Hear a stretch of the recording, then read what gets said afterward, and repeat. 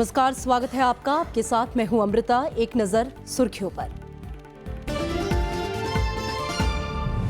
कानपुर के करीब बड़ा रेल हादसा, पटरी से उतरी इंदौर राजेंद्र नगर एक्सप्रेस, 20 से ज्यादा मौतें, रिलीफ ट्रेन रवाना।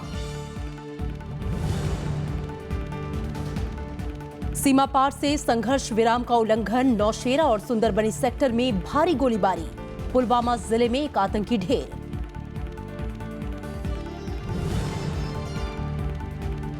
नोटबंदी पर लोगों के समर्थन का प्रधानमंत्री का दावा, कांग्रेस ने कहा संसद में बयान दे प्रधानमंत्री। बीजेपी ने राज्यसभा सांसदों को जारी किया व्हिप। 2.5 लाख से ज्यादा के डिपॉजिट पर कार्रवाई शुरू, आयकर विभाग ने भेजे नोटिस, आय के स्रोतों की मांगी जानकारी।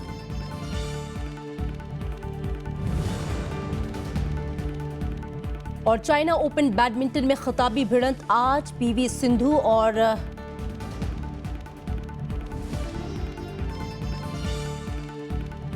चीन की सुन यू होंगी आमने सामने। विशाखापट्टनम टेस्ट में जीत की ओर टीम इंडिया।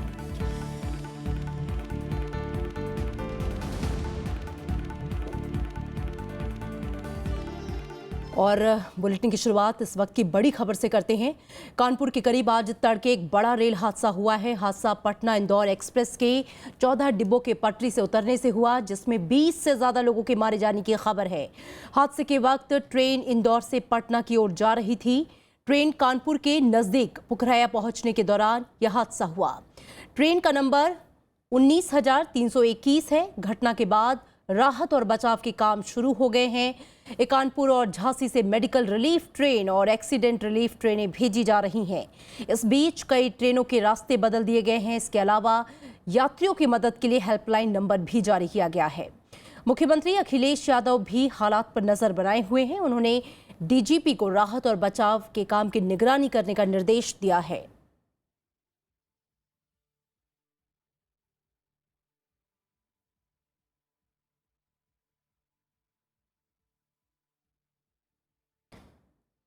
तो बड़ा रेल हादसा हुआ है, आपको बता दें 20 लोगों की मौत की खबर आ रही है। अभी तक मिली जो जानकारी है उसके मुताबिक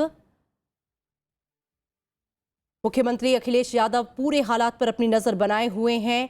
रिलीफ ट्रेनें और एक्सीडेंटल रिलीफ ट्रेनें जो हैं भेज दी गई हैं।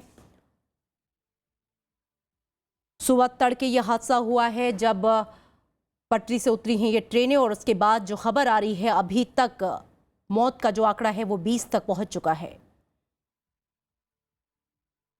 हमारी 19321 इंदौर राजेंद्र नगर पटना एक्सप्रेस के साथ ये हादसा हुआ। जब ये पोखरिया स्टेशन से गुजरी थी, आगे निकली थी कानपुर जाने की तरफ, तो इसके 14 डिब्बे पटरी से उतर गए, डिरेल हो गए। जो कि ये मिड सेक्शन में हुआ है और गाड़ी स्पीड में रही होगी, तो ये 14 डिब्बे इसमें डिरेल हुए हैं। हमने अभी फ़िलहाल एम्बुलेंस वहाँ पहुँच गई है। हमारे मेडिकल ट्रेन हमने झांसी से भी और कानपुर दोनों से रवाना की है। जो नेशनल डिसास्टर रिलीफ डिपार्टमेंट होता है उसकी जो टीम होती है, उस लखनऊ बेस्ड होती है, उसको भी इन्फॉर्म कर दिया गया है साइट पे पहुँचने के लिए। हमारे झांसी डिवीज़न के वरिष्ठ अधिकारी और नॉर्थ सेंट्रल रेलवे हेडक्वार्टर के वरिष्ठ अधिकारी भी रश कर गए एक्सीडेंट साइट के लिए। तो कानपुर के करीब हुआ है ये बड़ा रेल हादसा पटना इंदौर एक्सप्रेस के 14 डिब्बों के पटरी से उतरने के बाद हुआ। अभी तक जो खबर है उसके मुताबिक 20 से ज़्यादा लोगों के मारे जाने की खबर है। दरअसल हादसे के वक्त ट्रेन इंदौर से पटना की ओर आ रही थी। ट्रेन कानपुर के नज़दीक पुखराया पहुंचने के दौरान यह हादसा हुआ। ट्रेन का नंबर 19,321 है। घटना के बाद से राहत और बचाव का काम जो है वो युद्ध स्तर पर शुरू कर दिया गया है। कानपुर और झांसी से मेडिकल रिलीफ ट्रेन और एक्सीडेंट रिलीफ ट्रेनें भेजी जा रही हैं।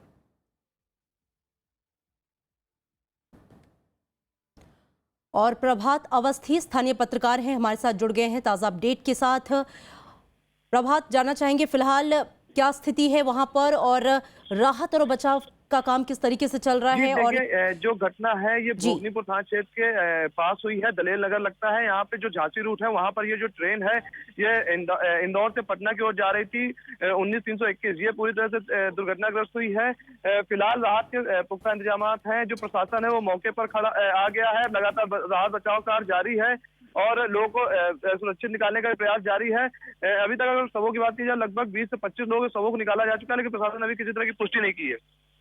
जी, प्रशासन ने अभी कोई पुष्टि नहीं की है। और अब क्या कुछ हेल्पलाइन नंबर जारी किए गए हैं? और जी, लखनऊ से और दिल्ली से हेल्पलाइन नंबर जारी कर दिए गए हैं।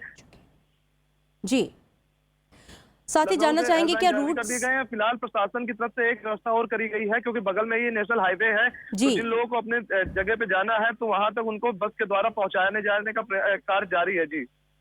जी, और उस रेल लाइन पर रूट्स जो बाकी गाड़ियों के होंगे वो बदले गए हैं। लगता है हमारा संपर्क टूट गया है प्रभात से।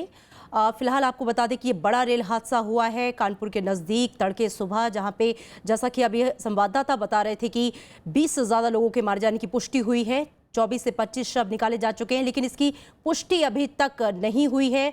और ये ट्रेन जो है दरअसल कानपुर के नज़दीक पुखरैया है एक स्थान, जहाँ पर पहुँचने के दौरान ही ये ट्रेन दुर्घटना इसके साथ हुई। और ट्रेन का नंबर जो है वो 19,321 बताया जा रहा है। राहत और बचाव का काम जो है वो युद्ध स्तर पर इस वक्त चल रहा है। कानपुर और झांसी से मेडिकल रिलीफ ट्रेन और एक्सीडेंटल रिलीफ ट्रेनें वहां भेजी जा चुकी हैं। इस बीच कई ट्रेनों के रास्ते बदल दिए गए हैं। इसके अलावा जो यात्री हैं उनकी मदद के लिए हेल्पलाइन नंबर्स भी जारी किए गए हैं।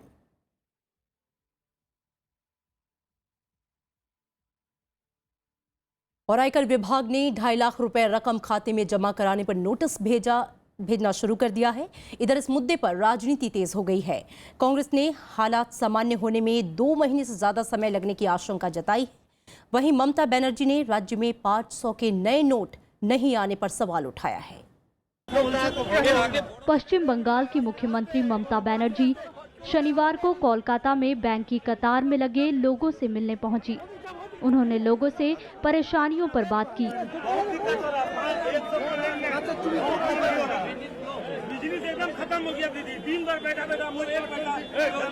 ममता बनर्जी ने केंद्र सरकार पर राज्यों के साथ भेदभाव बरतने का आरोप लगाया। उन्होंने कहा कि राज्य में अभी तक नए 500 के नोट जारी नहीं किए गए। उन्होंने नोटबंदी के खिलाफ लड़ाई जारी रखने की बात कही। उसी के लिए हम बात करने के लिए आया। हम तो करते हैं, देखो हम लड़ते जाएंगे। आपको यहाँ आप लोग रहो, हम लोग लड़ाई जारी रखेंगे। कांग्रेस का आरोप है कि नोटबंदी के चलते देश में 50 से ज्यादा लोगों की मौत हुई है। कांग्रेस का कहना है कि बिना तैयारी के इस फैसले से सामान्य स्थिति लौटने में 2 महीने से ज्यादा समय लगेगा। 86% नोट जो है आप मार्केट से हटा रहे हो और बिना 86% नए नोटों को लाए बिना, तो स्वाभाविक है परेशानी होगी और ये परेशानी कम से कम 2-4 महीने और चलेगी। जेडीयू नेता शरद यादव ने सरकार से सहकारी बैंक के जरिए लोगों को मदद पहुंचाने की मांग की है। जो कोऑपरेटिव बैंक बंद किए गए, कम से कम जो हालात हैं उसमें कोऑपरेटिव बैंक के साथ पूरी सावधानी के साथ क्यों नहीं कर रहे हैं? केंद्रीय मंत्री राजनाथ सिंह ने नोटबंदी के फैसले का बचाव किया है। उनका कहना है कि इस फैसले से भविष्य में राजनीति, प्रशासन समेत हर जगह असर होगा। भारत की राजनीति में सुचिता आएगी, शासन और प्रशासन के काम में भी सुचिता आएगी। आतंकवाद, उग्रवाद, माओवाद की गतिविधियों में कमी आएगी। इतना ही नहीं, बल्कि मैं तो यह मानता हूं कि अमीर और गरीब के बीच की खाई भी कम होगी। इधर आयकर विभाग ने 2.5 लाख रुपए से ज्यादा के डिपॉजिट पर कार्रवाई शुरू कर दी है। विभाग ने सैकड़ों लोगों और फार्म को नोटिस जारी किया है। इन लोगों से आय के स्रोत की जानकारी मांगी गई है। Bureau report, Rajya Sabha TV. सहकारी बैंकों में नोट जमा नहीं होने से परेशान गुजरात के किसानों ने दूध आपूर्ति रोकने की चेतावनी दी है। इस बीच प्रधानमंत्री ने ग्लोबल सिटीजन फेस्टिवल को वीडियो कॉन्फ्रेंसिंग के जरिए संबोधित करते हुए कहा कि उन्हें नोटबंदी के अभियान में जन समर्थन मिल रहा है। तो कांग्रेस ने इस मुद्दे पर संसद में प्रधानमंत्री के जवाब नहीं देने पर सवाल उठाए हैं। सहकारी बैंकों में 500 और 1000 रुपए के पुराने नोट जमा नहीं होने से परेशान किसानों ने सूरत में प्रदर्शन किया।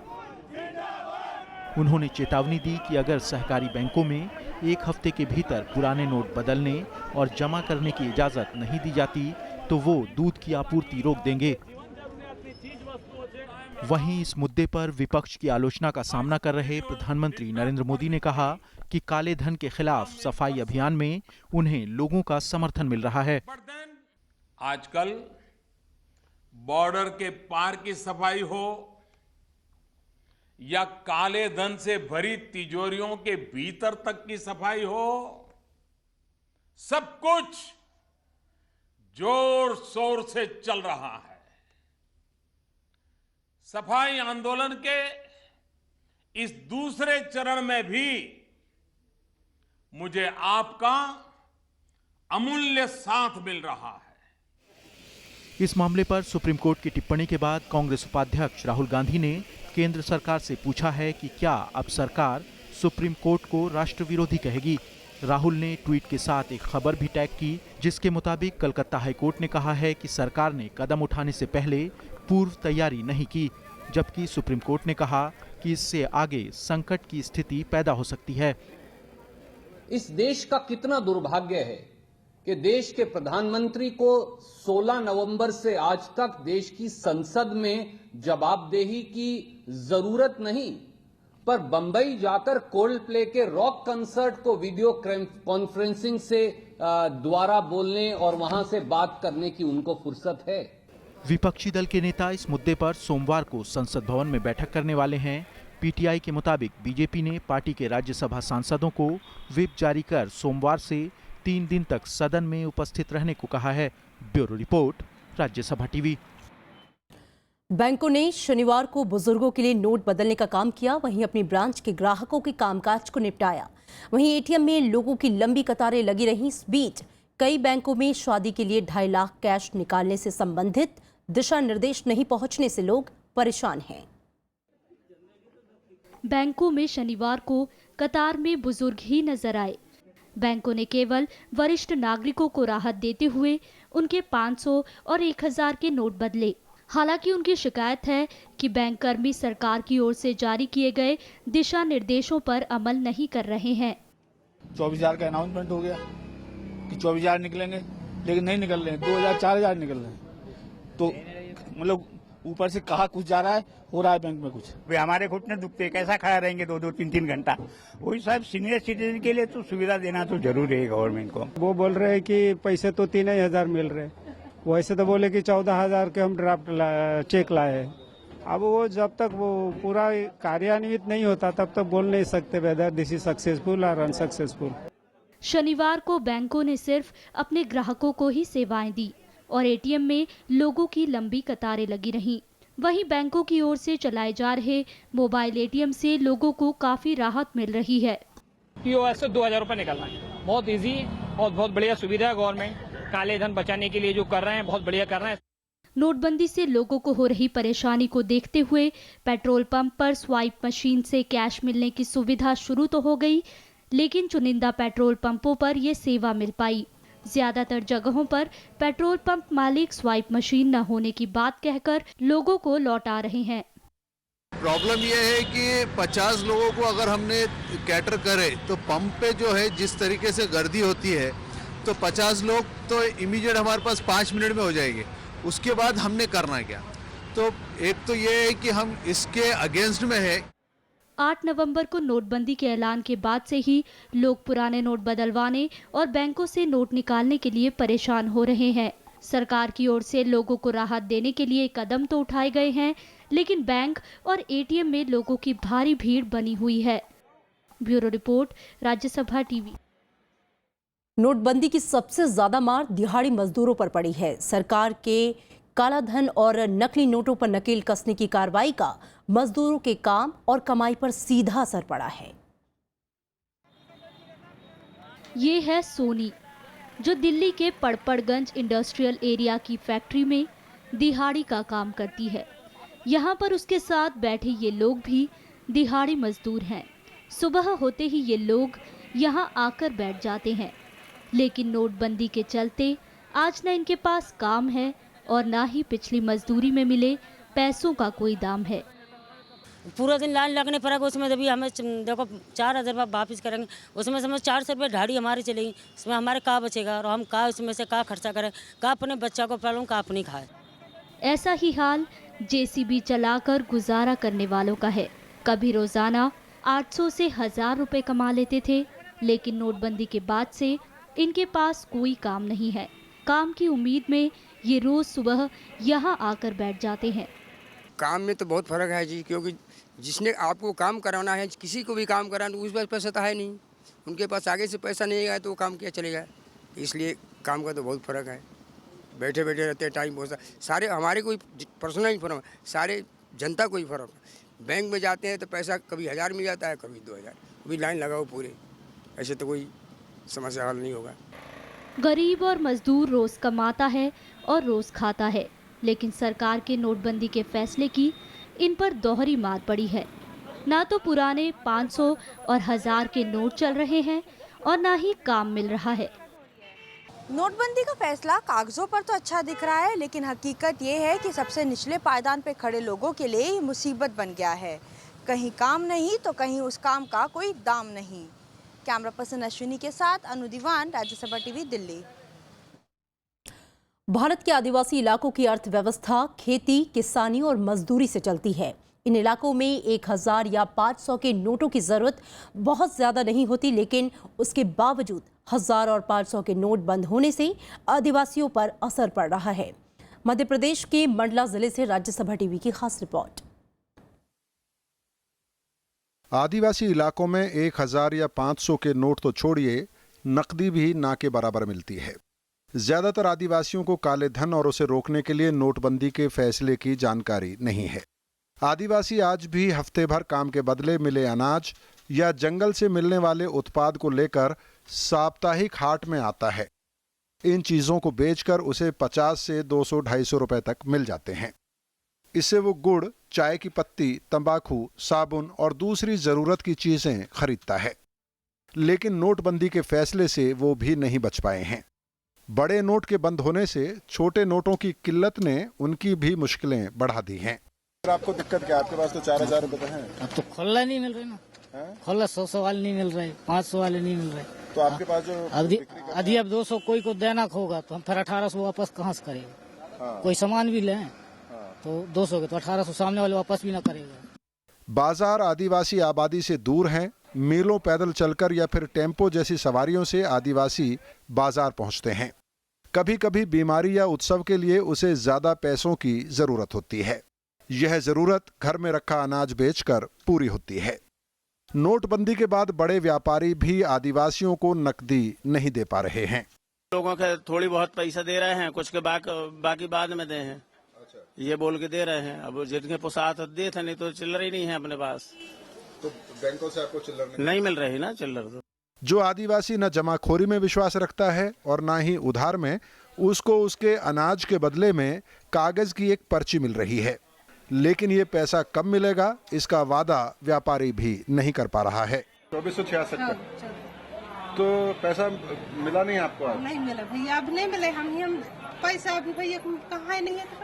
तो क्या ये पर्ची लिख के दे दिए? हाँ, दिखा दीजिए एक बार पर्ची। नोटबंदी का फैसला ऐसा है जिसने शायद पहली बार आदिवासी को यह एहसास कराया है कि सरकार के फैसलों का असर उस पर भी पड़ता है और अर्थव्यवस्था में उसकी भी कोई जगह है। 1,000 और 500 के नोट बंद होने का असर आदिवासियों के इस हाट पर भी नजर आ रहा है, जो सप्ताह में एक बार लगता है। आदिवासियों को बड़े नोटों की जरूरत नहीं है, लेकिन बड़े नोट बंद होने से छोटे नोटों की कमी हो गई है बाजार में, जिसकी वजह से उनकी जिंदगी प्रभावित हो रही है। कैमरामैन विजय कुमार के साथ श्याम सुंदर, राज्यसभा टीवी, मंडला। पाकिस्तान से गोलीबारी थमने का नाम नहीं ले रही। पाकिस्तानी सेना ने एक बार फिर नियंत्रण रेखा के नजदीक राजौरी जिले में रिहायशी इलाकों को निशाना बनाकर भारी गोलीबारी की। इसके अलावा सुंदरबनी सेक्टर में भी फायरिंग की गई। रक्षा प्रवक्ता लेफ्टिनेंट कर्नल मनीष मेहता के मुताबिक पाकिस्तानी सेना ने नौशेरा सेक्टर में सैन्य चौकियों और रिहायशी इलाकों पर हल्के हथियार और मोर्टार दागे, जिससे सीमा से सटे गांव में लोग डरे हुए हैं। इधर भारतीय सेना भी गोलीबारी का माकूल जवाब दे रही है। सेना ने पुलवामा के काकापोरा में एक आतंकी को मार गिराया।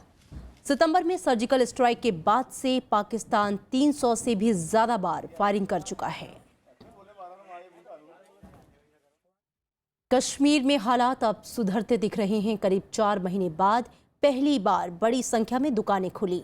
इस बीच पाकिस्तानी सैनिकों ने नौशेरा और सुंदरबनी में भारतीय चौकियों को निशाना बनाकर गोलीबारी की। कश्मीर में 4 महीने के बाद ये नज़ारा दिख रहा है। अलगाववादियों के बंद में 48 घंटे की ढील के बाद श्रीनगर में पहली बार इतनी बड़ी संख्या में दुकानें खुली। सड़कों पर सुबह से ही लोगों की आवाजाही देखी गई।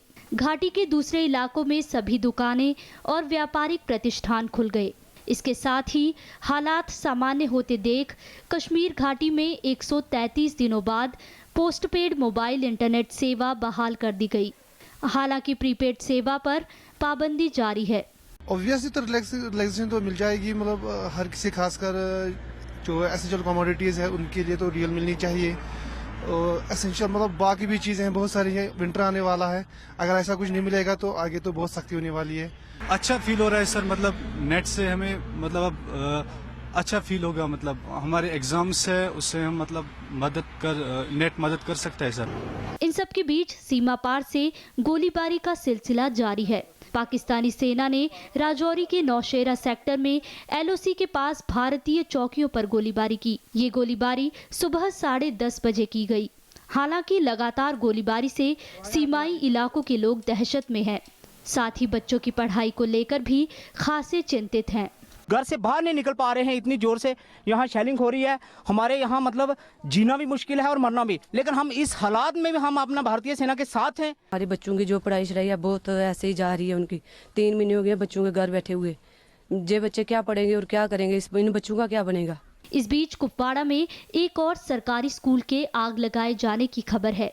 बीते 4 महीनों में कश्मीर घाटी में 30 से भी ज्यादा शैक्षिक संस्थानों को आग के हवाले कर दिया गया है। Bureau report, Rajya Sabha TV. Assam में उग्रवादियों की धरपकड़ के लिए अभियान तेज हो गया है। सेना ने तिनसुकिया जिले में सर्च ऑपरेशन तेज कर दिया है। शनिवार को उल्फा उग्रवादियों ने घात लगाकर 3 जवानों को शहीद कर दिया था, जबकि 4 गंभीर रूप से घायल हुए हैं। तिनसुकिया जिले के पेनगेरी में उग्रवादियों के IED ब्लास्ट का शिकार बना सेना का ट्रक शनिवार तड़के NSCN के खापलांग गुट और उल्फा के एक धड़े के 15 उग्रवादियों ने सैन्य काफिले पर हमला किया। एक जवान की मौके पर मौत हो गई, जबकि 2 ने अस्पताल ले जाते वक्त दम तोड़ दिया। जवानों ने हमले का जवाब दिया, लेकिन उग्रवादी भागने में सफल रहे। এইটো NSCN হ'ব পাৰে, উল্ফাও হ'ব পাৰে, কিন্তু মানে দুইটা গ্ৰুপৰ জইণ্ট গ্ৰুপ যেতিয়া কোনোবাই ইউজ কৰিছে এইটো আমি এতিয়া যোগসূত্ৰটো ইয়াৰ লগত এতিয়া হয়তো পাম। এতিয়া আমি আগৰ পৰা বেছি ক্লু পোৱা নাছিলোঁ, কিন্তু এই গ্ৰুপটোৰ মানে যিখিনি আমি এমুনিশ্যন বা খালি এমটি কেজেছ আমি পাম তেওঁৰ লগত মিলাই কৰি আমি ক'ব পাৰিম যে সেইটো। हमले के बाद सुरक्षा बलों ने इलाके को चारों तरफ से घेर लिया है और सर्च ऑपरेशन चलाया जा रहा है। निगरानी के लिए हेलीकॉप्टर की मदद भी ली जा रही है। केंद्रीय गृह मंत्री राजनाथ सिंह ने असम के मुख्यमंत्री सर्बानंद सोनोवाल से बात कर घटना की जानकारी ली। हमारी तरफ से जो प्रिंसिपल हम लोगों ने लिया है, जीरो टॉलरेंस इन टेररिज्म, इसका खिलाफ कार्रवाई चल रहा है और चलेगा और किसी को भी हम छोड़ेंगे नहीं। इस जगह पर 3 दिन में ये दूसरा हमला है। 16 नवंबर को यहीं पर नकदी ले जा रहे एक वाहन पर उग्रवादियों ने हमला किया था। इसमें एक की मौत हो गई, जबकि 2 घायल हुए थे। Bureau report, Rajya Sabha TV. और 6 राज्यों और एक केंद्र शासित प्रदेश में लोकसभा की 4 और विधानसभा की 8 सीटों के लिए उपचुनाव को लेकर लोगों में भारी उत्साह देखा गया। पश्चिम बंगाल के कूच बिहार संसदीय सीट पर 77% और तुमलुक संसदीय सीट पर 81% मतदान हुआ। वहीं मध्य प्रदेश की शहडोल लोकसभा सीट पर 66% मतदान हुआ, तो असम के लखीमपुर संसदीय सीट पर करीब 61% वोटिंग हुई। NIA ने कल जाकिर नाइक के प्रतिबंधित संगठन इस्लामिक रिसर्च फाउंडेशन के 10 केंद्रों पर छापा मारा। संगठन और जाकिर नाइक के खिलाफ FIR दर्ज करने के बाद ये कार्रवाई की गई। ये FIR अवैध गतिविधियां रोकथाम कानून के तहत दर्ज हुई हैं। कैबिनेट ने कुछ दिन पहले ही इस्लामिक रिसर्च फाउंडेशन पर 5 साल का प्रतिबंध लगाया था। इससे पहले जाकिर नाइक के एनजीओ पर विदेशों से चंदा लेने पर रोक लगी थी। इस बीच जाकिर नाइक के वकील मोबिन सोलकर ने कहा है कि इस्लामिक रिसर्च फाउंडेशन जांच एजेंसी के साथ पूरी तरह से सहयोग करने के लिए तैयार है। During the course of the investigation under UAPA, they are entitled to visit the premises or the place of the organization and carry out their way of investigation. And IRF has all along been a law-abiding trust, and they are ready to fully cooperate with the investigating agency. और अब खेल की खबर। China open badminton के final में आज PV Sindhu का मुकाबला चीन की सुन यू से होगा। कल हुए सेमीफाइनल में उन्होंने कोरिया की सुंग जी ह्यून को हरा दिया। पहला गेम कोरियाई खिलाड़ी ने आसानी से जीत लिया। दूसरे गेम में दोनों खिलाड़ियों ने शानदार खेल दिखाया। हालांकि सिंधु इसे जीतने में कामयाब रहीं। तीसरे गेम में कोरियाई खिलाड़ी ने बढ़त बना ली थी, लेकिन सिंधु ने पलटवार करते हुए गेम और मैच अपने नाम कर लिया। सिंधु ने मुकाबले को 11-21, 23-21 और 21-19 से अपने नाम किया। रविवार को खिताबी मुकाबले में पीवी सिंधु के सामने चीन की सुन यू की चुनौती होगी। और विशाखापट्टनम टेस्ट में भारत की स्थिति मजबूत हो गई है। दूसरी पारी में कप्तान विराट कोहली की दमदार पारी की बदौलत भारत ने इंग्लैंड के खिलाफ विशाल बढ़त हासिल कर ली। तीसरे दिन का खेल खत्म होने तक भारत ने दूसरी पारी में 3 विकेट खोकर 98 रन बना लिए हैं। भारत की कुल बढ़त 298 रनों की हो गई है।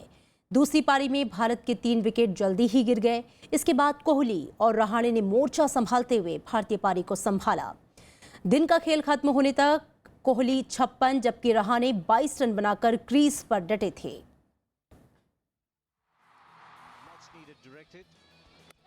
और इससे पहले इंग्लैंड की पहली पारी 255 रनों पर सिमट गई। इस तरह से पहली पारी में भारत को 200 रनों की बढ़त मिली। आज पहले सत्र में इंग्लैंड ने भारतीय गेंदबाजों को विकेट के लिए तरसाया। स्टोक्स और बेयरस्टो ने छठे विकेट के लिए 110 रनों की साझेदारी की। उमेश यादव ने बेयरस्टो को बोल्ड करके इस साझेदारी को तोड़ा। इसके बाद स्टोक्स 70 रन बनाकर अश्विन के शिकार बने।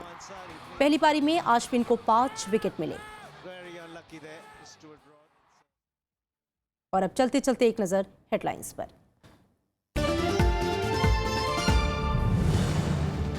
कानपुर के करीब बड़ा रेल हादसा, पटरी से उतरी इंदौर राजेंद्र नगर एक्सप्रेस, 20 से ज्यादा की मौतें, रिलीफ ट्रेन रवाना। सीमा पार से संघर्ष विराम का उल्लंघन, नौशेरा और सुंदरबनी सेक्टर में भारी गोलीबारी, पुलवामा जिले में एक आतंकी ढेर। नोटबंदी पर लोगों के समर्थन का प्रधानमंत्री का दावा, कांग्रेस ने कहा संसद में बयान दे प्रधानमंत्री। बीजेपी ने राज्यसभा सांसदों को जारी किया व्हिप।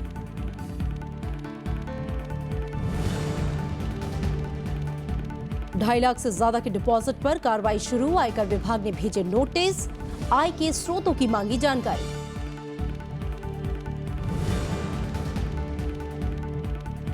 और चाइना ओपन बैडमिंटन में खिताबी भिड़ंत आज, पीवी सिंधु और चीन की सुन यू होंगी आमने सामने। विशाखापट्टनम टेस्ट में जीत की ओर टीम इंडिया।